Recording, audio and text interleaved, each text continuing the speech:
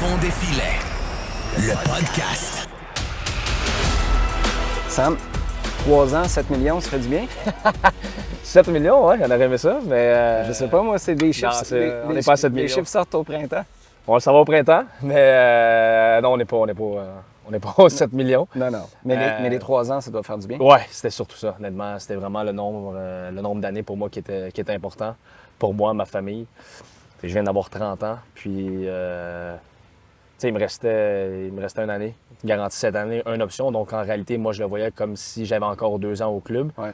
Puis te dire que, regarde, on scrape ça, puis tout de suite un nouveau contrat à 3 ans, moi, je trouve que c'est une belle fleur, là, ouais, du club. une énorme marque de respect, de loyauté, ou aussi de reconnaissance envers le bon travail que tu fais. Donc, ouais, moi, c'était le critère numéro 1 que j'ai dit à mon agent. Je disais, regarde, ça me sert à rien vraiment de re-signer un 2 ans, à moins qu'on double mon salaire, puis que ça vaut vraiment la peine, évidemment, puis qu'on serait stupide de ne pas accepter ça. Puis, au final, c'est avantageux autant au niveau des années, autant au niveau salarial aussi pour moi, pour ma famille. Donc, ouais, très, très content. Le dernier processus, c'était pas seulement pour toi, mais ceux qui ont renégocié dans les mêmes eaux. Ton dernier contrat, c'était quand, en 2021? J'avais signé Non, mon dernier contrat, c'était 2020... Je pense que ça rentre... Ma première année rentrait en vigueur en 2023. Donc, OK. c'était un 3 ans pour 2023, 24, 25. OK. Ouais. Ça avait été quand même... Il y avait moins de marge de manœuvre de négociation. Comment ça s'est passé, ce processus-là? Ultra facile. Ah ouais? Honnêtement, ça a été un fleuve tranquille, voire même pas de négociation, dans le sens où nous, on avait plus ou moins un chiffre en tête. On a fait quelques ajustements, le club, en fait, de leur côté. Mais ça a été presque, on fait un offre, puis OK, parfait, si c'est ça que vous voulez, on l'accepte. T'sais, on n'a pas demandé non plus la lune, je crois. Puis je pense qu'aussi le club était content avec ces montants-là, avec ces conditions-là. Donc non, ça a été honnêtement de loin la négociation la plus facile, même peut-être De toute ta carrière? toute ma carrière, même peut-être les négociations avec ma femme que j'ai, honnêtement. Fait que non, ça a été ultra facile, ultra simple, ultra pur aussi. Les discussions ont tout le temps été dans la positivité, dans le positif. Donc ça fait du bien, honnêtement, tu sais, de demander quelque chose, puis qu'on sent que tu es écouté, puis oui, eux, ils apportent les points de leur côté, mais c'est jamais dans le « je te tire vers le bas », puis tu viens de connaître une bonne saison, tu es un joueur important pour nous, mais ce que tu demandes, on ne donnera pas ça. C'est un peu la particularité, normalement, je trouve, dans les négociations comme ça, c'est que durant l'année, puis je parle pas cette année ou peu importe, mais on te fait sentir que tu es un joueur important, que tu joues beaucoup, que tu es important pour le club et tout ça. Puis Quand c'est le temps de négocier, on trouve tous tes défauts. Exactement. Tandis que là, ça a été tout le contraire. Donc, ouais, ça s'est vraiment bien passé, honnêtement. Puis, je serais toujours reconnaissant envers le club, honnêtement, là, parce que ça va faire quoi? 8 ans avec ce contrat-là, je pense 10, 11 ans, normalement, que je vais être avec le club. Puis, j'espère encore signer un autre contrat après ça. C'est ça mon objectif un peu. Mais, Tu veux finir ta carrière ici? Oui, 100%. Ici. Ouais. À Montréal. Ouais. Non, à Montréal, 100%. Ici, ça va être la retraite. Ouais, c'est ça. Ou sinon, de venir ici une fois par année, comme on le fait pour 3, 4, 5, 6 semaines pour la pré-saison. Ça se prend bien. Je dirais pas non. Mais ouais, ma carrière, c'est sûr, je veux la finir à Montréal. Puis je pense que j'ai toujours été clair envers ça. Là. Pour ta retraite, moi, ce que je comprends, c'est que je vais t'acheter une paire de chouclacs blancs Brooks, puis tu vas pouvoir venir ici ou des bugs. Je dirais pas non. Des bugs, tes sandales. Juste pour terminer là-dessus, ce que tu me dis, ça clash quand même avec la perception qui a souvent été entretenue du traitement pour les joueurs locaux. Les joueurs québécois, toi, tu es un genre d'hybride, là. Tu es un joueur local, mais tu n'es pas formé au club. C'est quand même ultra positif de voir que, tu sais, la notion qu'on a eue avec Mathieu l'an dernier, par exemple, vos dossiers sont complètement différents, mais c'est un méchant clash pour le traitement des Québécois. Oui, c'est sûr que le quand reste, tu c'est peut-être compares... juste perception, là, tu sais. Oui, bien, évidemment, c'est ça. On ne connaît pas autant toi que moi. Je ne connais pas les détails de ce qui s'est passé avec Mathieu. Mais oui, c'est un peu la perception qu'on avait de les joueurs québécois, les joueurs locaux sont pas respectés, entre guillemets, quand on vient le temps de négocier puis de signer des nouveaux contrats. Tandis qu'on le sait, je pense à quel point on est important pour le club, la communauté, le soccer au Québec, même le sport en général au Québec.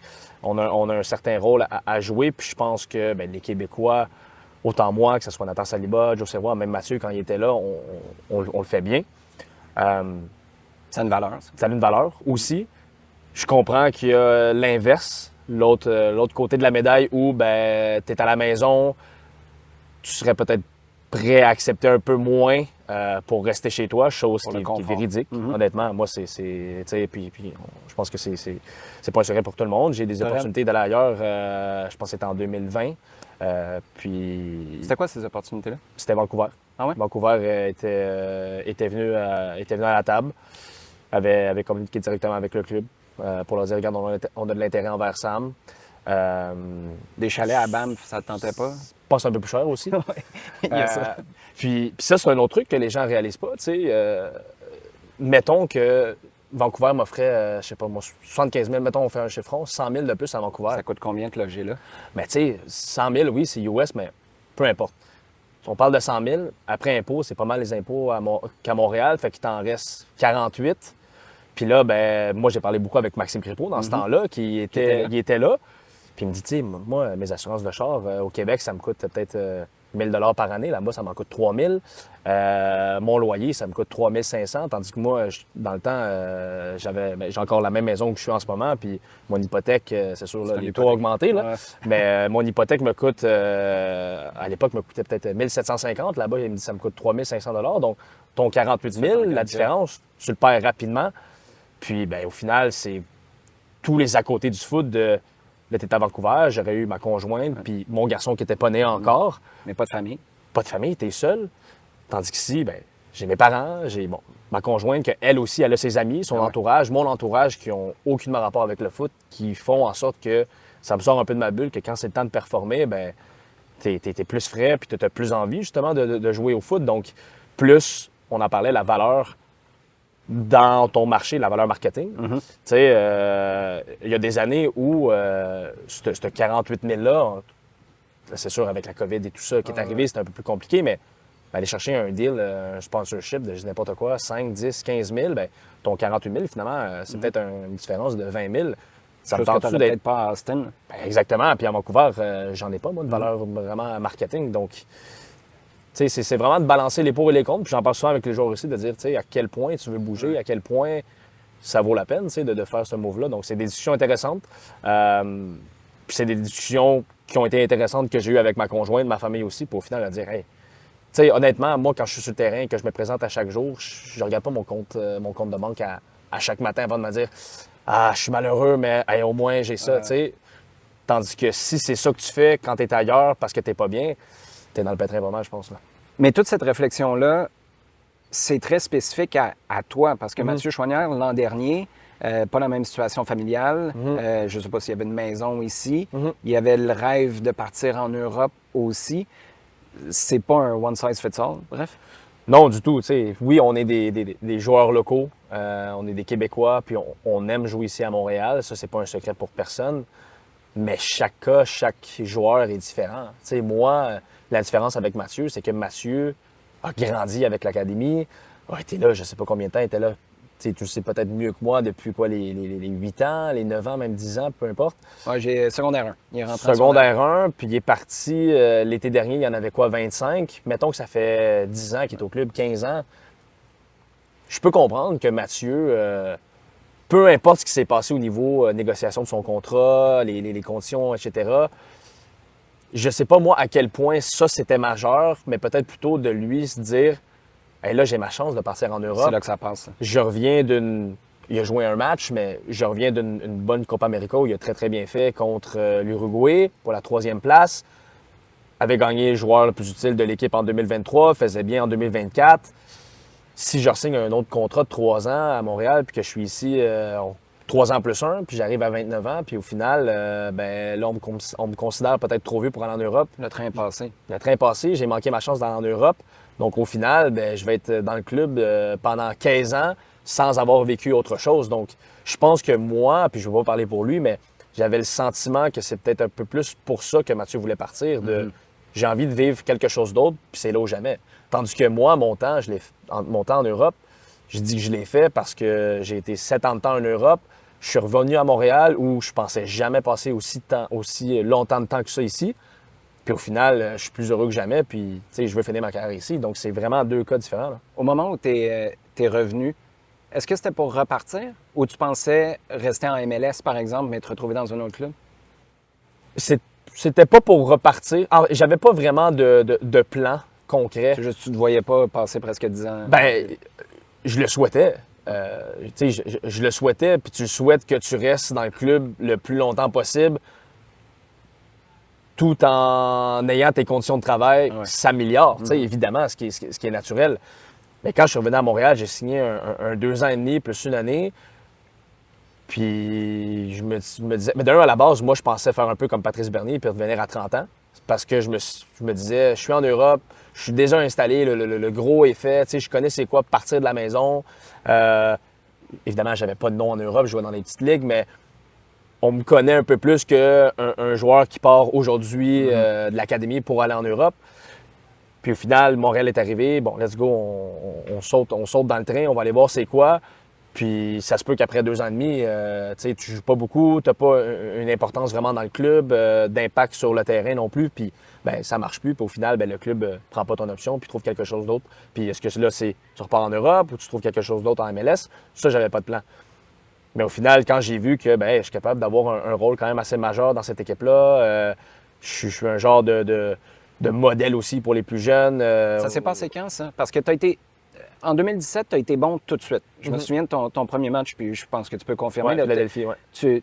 Je me souviens avoir parlé avec des collègues à la radio, puis ils m'ont dit, ils viennent de trouver leur gars. Là. Ouais. Puis c'était pas un énorme engagement financier non plus. À quel moment tu t'es dit, ouais, il y a un fit entre moi et l'Impact? Bien, c'est sûr, après cette courte période-là, en 2007, je pense que j'avais joué 11 matchs. Donc, c'est sûr qu'après ça, je me disais, wow, OK, j'ai joué 11 matchs, je pense que c'était sur 12. Il y en avait un match de milieu de semaine qu'on a fait des rotations, puis je n'avais pas joué. Mais l'année d'après, j'ai joué 34 matchs sur 34 avec un nouvel entraîneur. Donc là, c'est là que je me suis dit, OK, puis tu sais, parfois, je portais le brassard de capitaine aussi. Donc, je me disais, ça fait même pas un an que je suis là, puis je porte déjà le brassard de capitaine. Le fit...